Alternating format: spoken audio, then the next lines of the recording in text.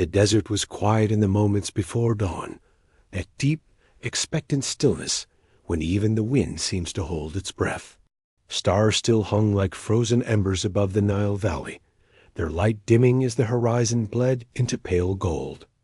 The Temple of Ra, long lost to shifting dunes, now lay uncovered in the cool sand, its colossal pillars and engraved walls breathing the air of the world for the first time in over 3,000 years. Dr. Helena Voss stood at the edge of the dig site, her boots sinking into the fine grit as she stared at the gaping entrance. She was 34, lean and sunburned, her blonde hair tied in a scarf, her eyes sharp behind dust-streaked glasses. For weeks she had led her team through blistering heat and endless layers of sand, chasing the whispers of a buried royal chamber. Now, staring into the darkness yawning below, she felt the faintest tremor run through her, the sense that something ancient and alive was waiting. Professor Amir Khalid joined her at the entrance, his brown face weathered from decades. Under the sun, his eyes steady and watchful. He had grown up among the ruins, had spent his life safeguarding Egypt's forgotten places. "You're certain about this?"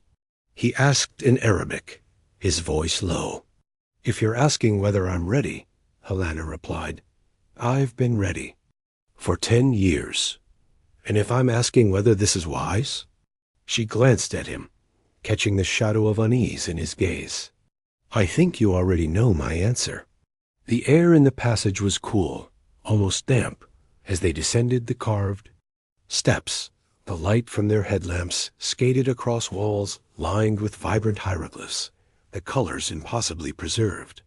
Figures of falcon-headed Ra, jackal-headed Anubis, and the many forms of Horus stared back, their eyes seeming to follow the intruders. When they reached the main chamber, the team gasped as one.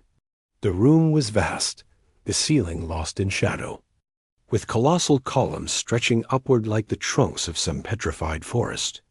In the center, bathed in the converging glow of their lamps, was the throne god. It was unlike anything Helena had seen in all her years. Forged entirely from gold, yet somehow untouched by tarnish, it was massive enough to dwarf a man. Every inch was etched with glyphs, some curling in strange, unfamiliar shapes that didn't match any known dynasty. The armrests were carved into the shapes of coiled cobras, their jeweled eyes glinting. At the center of the high backrest, embedded in an elaborate sunburst design, was a gemstone the size of a fist, a deep, luminous blue, as if it held the light of the sky itself. Helena stepped forward, her breath catching. "By God," she whispered. "Not God," Amir murmured behind her. "Ra." Her fingers hovered over the throne's surface. The metal was warm, unnervingly so.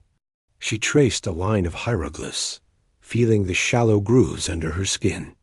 The words were ancient, older than the Old Kingdom, older than any Egyptian she had studied. Her mind translated them slowly. "Here sits the chosen of Ah, eternal in life, eternal in dominion. Let the throne drink the devotion of the world."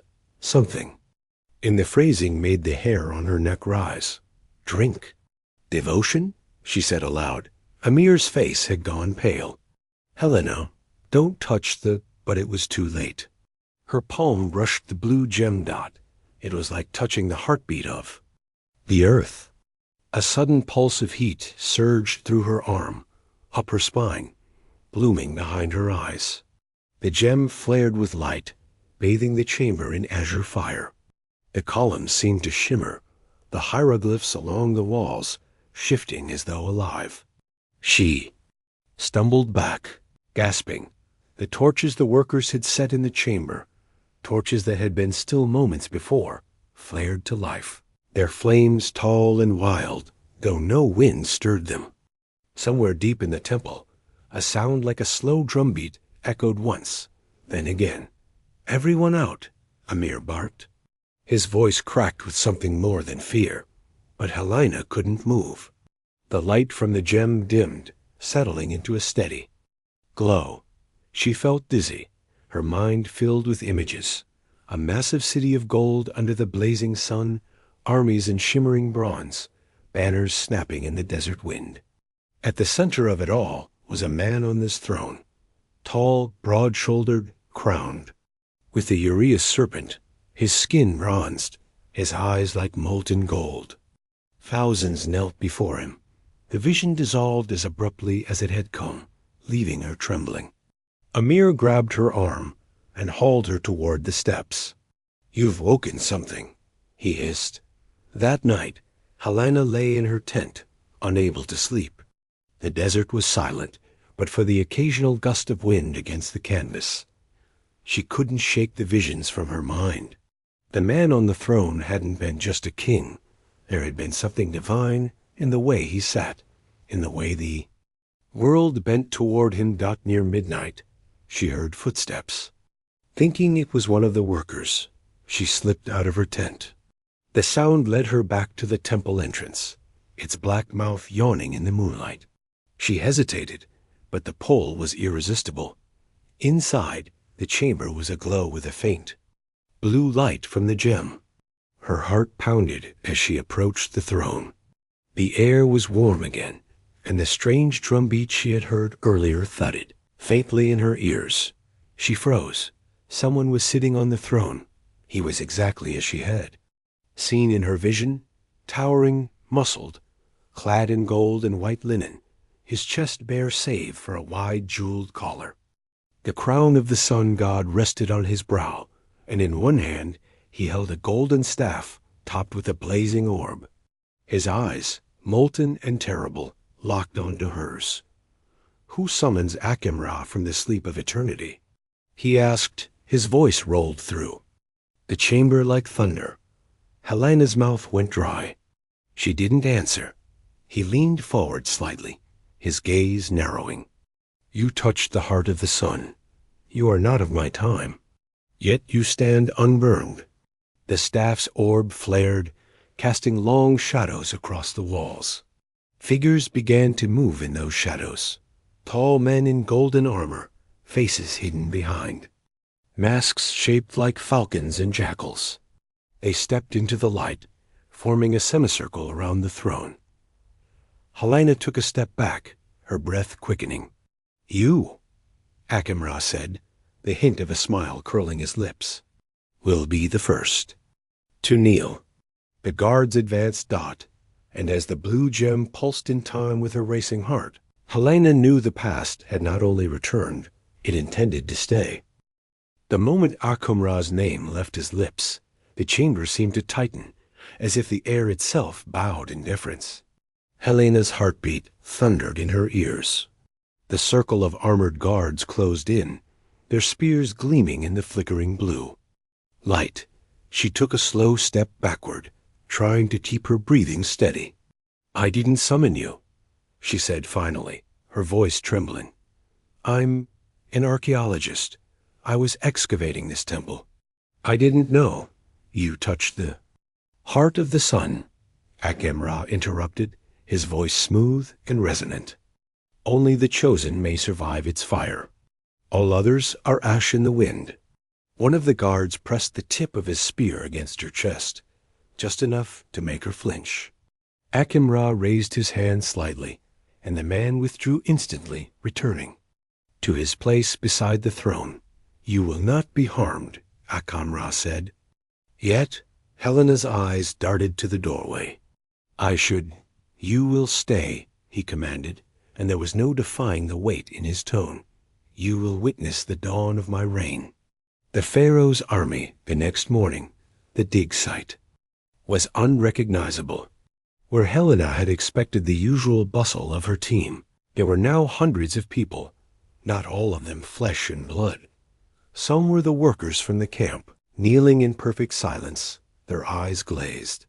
Others were soldiers in ancient armor, their golden breastplates polished, their shields embossed with the blazing sun emblem of Ara. Their movements were precise, mechanical, as if they'd never taken a breath in their lives. Helena spotted Professor Amir standing at the edge of the site, his expression grim. She slipped away from the pharaoh's guards and approached him.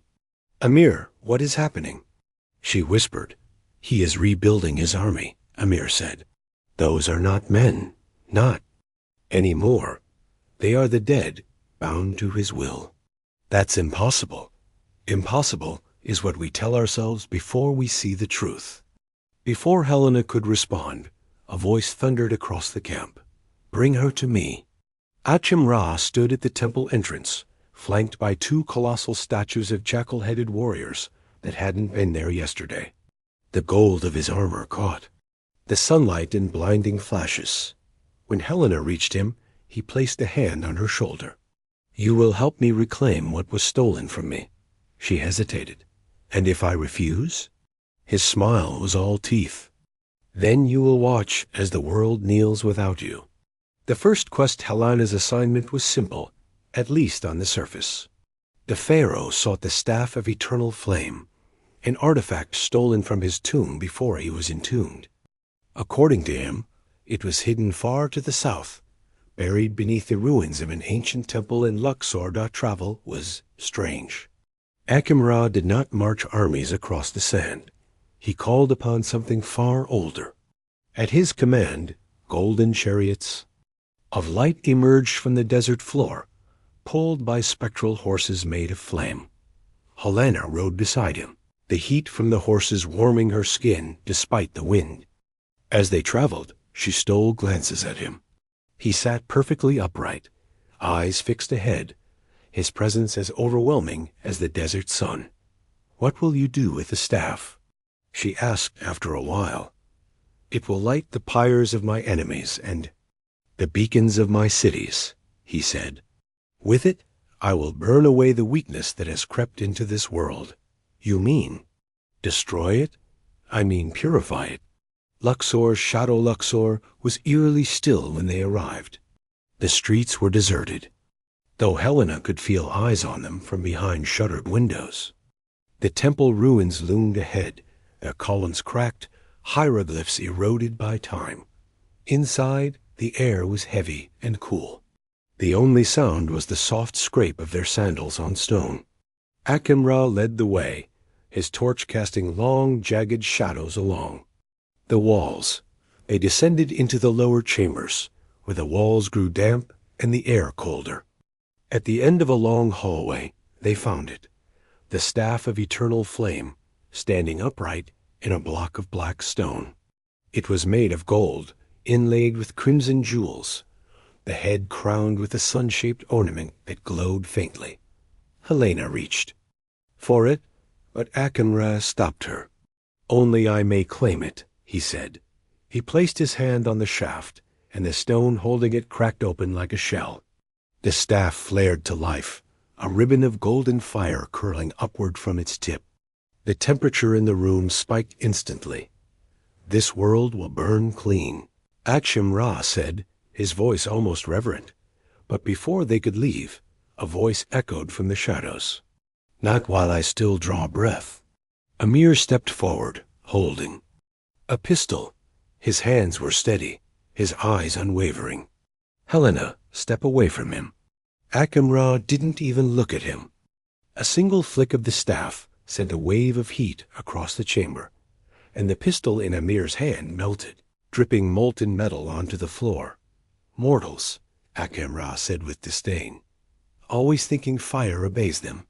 Before Helena could protest, the pharaoh raised the staff again and pointed it at Amir.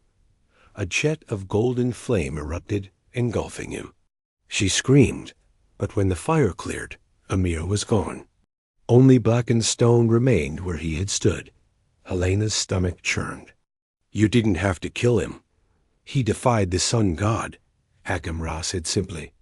"Mercy is for the weak." The eclipse they returned to the temple with the staff. By the next morning, the pharaoh's power had grown visibly. The soldiers moved faster, the kneeling crowds grew larger, and the gold on the throne seemed to shine brighter. That afternoon, he performed a demonstration. Standing atop the temple steps, he raised the staff high. A murmur rippled through the crowd as the light began to fade, slowly at first, and faster, until the sun itself dimmed to a deep red disk. Gasps and screams erupted as the temperature dropped sharply. Birds scattered from the sky. Helena stared, upward in disbelief. An eclipse? That's not. This is my will, Akim-Ra said, his voice carrying effortlessly over the chaos. This is but a shadow of the darkness I can summon. The end of illusion that night, Helena lay awake in her tent, her mind churning. Amir was dead. The world was beginning to notice the impossible. And she had helped him. As she turned over, she felt something sharp against her palm. She sat up and found a scrap of cloth tucked into her bedding, and wrapped inside a small, carved scarab made of obsidian. It pulsed faintly with warmth that her breath caught. Amir had shown her one like it once, saying it was an ink signet, a key to the counter-prophecy. But if he was gone, who had left this? She slipped the scarab into her pocket and lay back down, but sleep never came. By morning, she would learn the truth. Amir was not dead, and he had a plan to end. The reign of the sun god. The morning sun turned the dunes into rivers of gold, but the camp no longer resembled a dig site. The smell of burning incense mixed with the acrid tang of heated metal. Akim-Ra's banners, massive golden claws embroidered with the blazing sun, hung from every tent and temple pillar. Helena stood on the rise overlooking the camp, her hands clenched at her sides. She could hear the rhythmic pounding of drums below, the sound synchronized with the march of soldiers across the sand.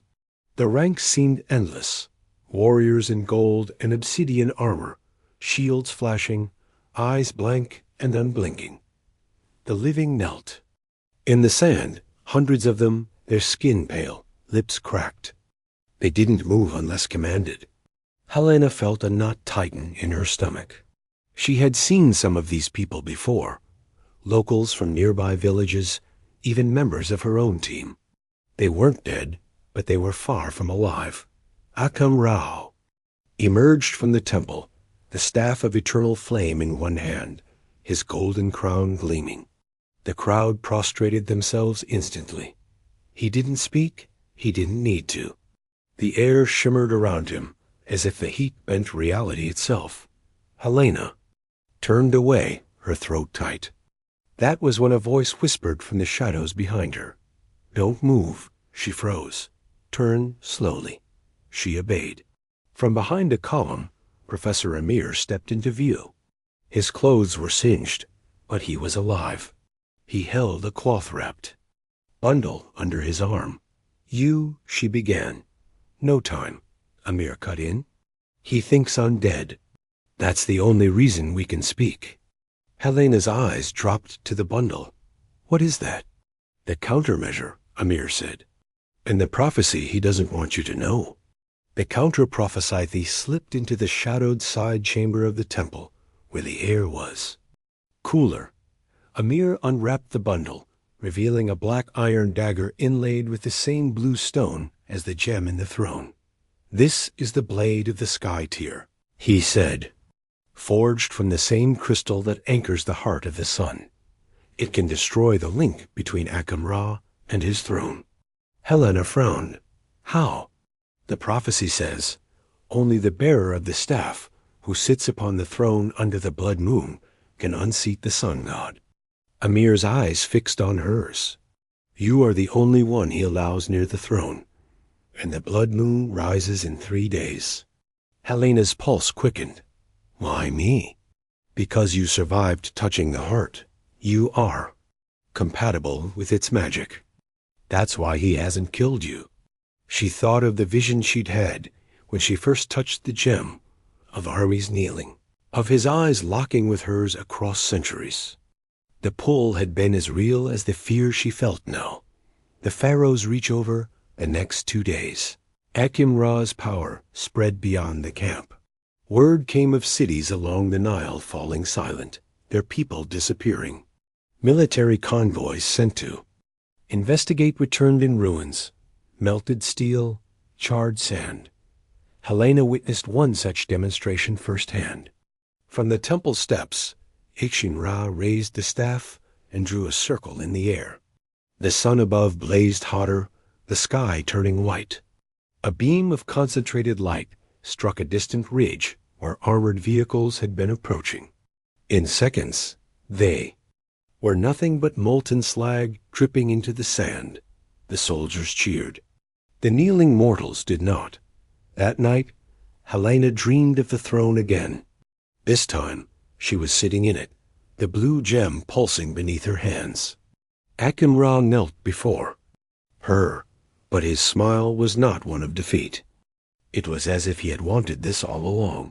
She woke in a cold sweat. Plans in the Darkamir met her in the temple's storage hall, where crates of ancient artifacts were stacked like forgotten coffins. "We have one chance," he said. "On the night of the blood moon, you must convince him to let you sit on the throne while holding the staff. Then you drive the blade into the heart. If you succeed, his connection will be severed. Without the throne, he will wither into dust. And if I fail, then you will be bound to him for eternity, or burned alive where you sit." Helena forced a breath through her lungs. "That's comforting." The pharaoh's offer, the next day, Akim-Ra summoned her to the throne room. The gem behind him glowed brighter than she had ever seen, the light spilling across the floor like a river of molten sapphire. "You have served me well," he said, studying her with those molten eyes, "and I have decided to reward you." She swallowed. "Reward me how?" He leaned forward. "You will be my queen." The words froze her in place.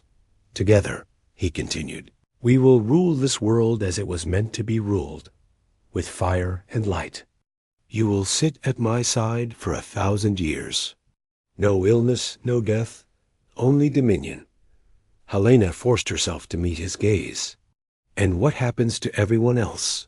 They will kneel, or they will burn." Temptation and resolve that night, she walked alone to the edge of the camp. The desert stretched out before her, silent and vast. A part of her, the part still haunted by the visions, imagined what it would be like to rule alongside him, to wield the power of gods. No more lectures in dusty classrooms. No more digging for scraps of history. She could become history. But then she remembered Amir's words. She remembered the empty eyes of the kneeling villagers. She remembered the molten remains of the soldiers who had tried to resist. She knew her choice. The eve of the blood moon on the final night, the camp was alive with preparation. Fires burned in great braziers, casting wild shadows across the sand. The soldiers polished their armor until it gleamed. Priests in white and gold chanted before the throne. Sprinkling the floor with oil, Helena stood beside Akim-Ra as he surveyed. "His domain. Tomorrow," he said softly, "the world will bow. And you will be at my side when it does." She nodded, keeping her voice steady. "I will." But inside, her heart was pounding with the weight of the blade hidden in her robes. The blood moon rose over the desert like an omen, its red light spilling across the dunes and staining the temple walls a deep wine-colored hue. The air felt heavy, charged with an almost electric anticipation. Somewhere far off, a jackal's howl broke the stillness. Inside the temple of Irai, the preparations were complete. Hundreds knelt in the grand hall, their heads bowed, their shadows stretching long beneath the flicker of torchlight. The golden armored guards stood like statues, their spears gleaming at the center. The throne loomed, the heart of the sun pulsing in its backrest like a living heart. Akim-Ra sat upon it, the staff of eternal flame resting across his knees. He wore his full ceremonial armor, each plate engraved with the image of the blazing sun. Helena stood before him, her white robes hiding the dagger Amir had given her, the blade of the sky tier. Beneath the fabric, her fingers curled around its hilt. Akim-Ra's molten gaze swept over the assembly, then returned to her. "It is time," he said. "Come, my queen. Sit beside me and take your place in eternity." Her heart pounded so hard she thought he might hear it. She bowed her head in feigned submission. "As you wish, my lord." The ascent to the throne. The crowd murmured as she approached the throne. The steps felt like they stretched into infinity, each one heavier than the last. The blue light from the heart of the sun bathed her in a surreal glow, and she could feel its heat against her skin. Akhim-Ra extended the staff toward her. "Hold it. Feel its power." She took it with both hands. It was heavier than she expected, and the gold was warm, almost hot, against her palms. The orb at its head pulsed faintly, in rhythm with the gem in the throne. "You see?" he murmured. "It belongs to you now, as you belong to me." The distraction from the far end of the hall came a sudden, deafening boom. One of them massive. Outer doors buckled inward as an explosion ripped through the temple's facade. Dust and smoke billowed in, and shouts echoed in the chaos. The guards turned as another blast shook the ground. In the confusion, Helena caught sight of Amir slipping in through a side passage, his face streaked with soot but alive and determined. He gave her the briefest nod before vanishing into the shadows of the columns. Akhim-Ra rose to his feet, fury flashing in his eyes. "Find the intruder," he roared. The dual Helena seized the moment. "My lord, let me guard the throne while you deal with them," she said quickly, masking her urgency under a tone of loyalty. He studied her for a moment, then, to her relief, smiled. "Sit then. Feel its power as I return to crush the last of my enemies." She lowered herself into the throne. The instant she sat, the heart of the sun blazed, its light wrapping around her like molten chains. She felt a surge of energy pour into her, filling her veins with heat. For a terrifying moment, she understood why Akhim-Ra would kill to keep this power, but then his voice cut through her thoughts. "Yes, I see now. You are meant for this throne." When she looked up, he hadn't left. He was still standing before her, the realization dawning in his eyes. His smile turned cold. "You think you can take it from me?" She gripped the dagger beneath her robes. "I don't think, Pharaoh," she said, her voice steady. "I know." With a snarl, he thrust the staff toward her, a jet of golden flame, erupting from its head. Helena rolled aside, the blast searing the air where she'd been. The crowd scattered in panic as heat warped the stone floor. She lunged forward, the dagger flashing in the blue light. Akhim-Ra caught her wrist in an iron grip, his strength inhuman. "You would betray the sun god?" He hissed. "You were never a god," she spat. "Just a tyrant." The breaking of the heart, their struggle was brutal. The staff clattered too. The floor as they grappled, his hand tightening around her throat. Spots danced before her eyes as he forced her back toward the throne, but her other hand still gripped the dagger. Summoning the last of her strength, she drove the blade into the heart of the sun dot. The effect was instant. The gem cracked with a deafening sound, light spilling from the fracture in searing waves. Akhim-Ra screamed, not in pain, but in rage, as the throne shuddered beneath them. The blue light surged outward, engulfing him. His skin turned the color of molten gold, fissures spreading across his body. His eyes flared, then dimmed as the light consumed him. "You could have ruled the world," he said, his voice breaking. "I'd rather save it," she answered Dot with a final shattering roar. His body exploded into a cloud of golden dust. The fragments swirled upward in the collapsing chamber before vanishing into nothing. The fall of the temple. The moment he was gone, the temple began to crumble. The columns split, chunks of stone raining down. The heart of the sun dimmed to black, its fragments scattering across the floor. "Helena!" Amir appeared through the smoke, grabbing her arm. Together, They sprinted down the hall as the roof collapsed behind them. The golden-armored guards, now lifeless, toppled like empty shells. They burst out into the night, the blood moon glaring down at them. Behind, the Temple of Ra sank into the dunes, its ruins swallowed by the desert as if it had never been. Aftermath days later, Helena stood on the deck of a small riverboat, watching the Nile wind its way through the heart of Egypt. The air smelled of water and papyrus instead of dust and fire. Amir leaned beside her on the railing. "The world will never know how close it came," he said quietly. "Maybe that's for the best," she replied. Some truths belong to the sand. Final. Twist weeks later, in a bustling Cairo market, a tourist paused at a vendor's table. Amid the brass lamps and beaded necklaces lay a small amulet, a fragment of deep blue stone set in gold. The vendor smiled. "Very old, very powerful," he said. The tourist picked it up. For a moment, he thought he felt it pulse against his palm, somewhere far beneath the sands. In the darkness where the Temple of Ra once stood, a faint, rhythmic drumbeat began to echo.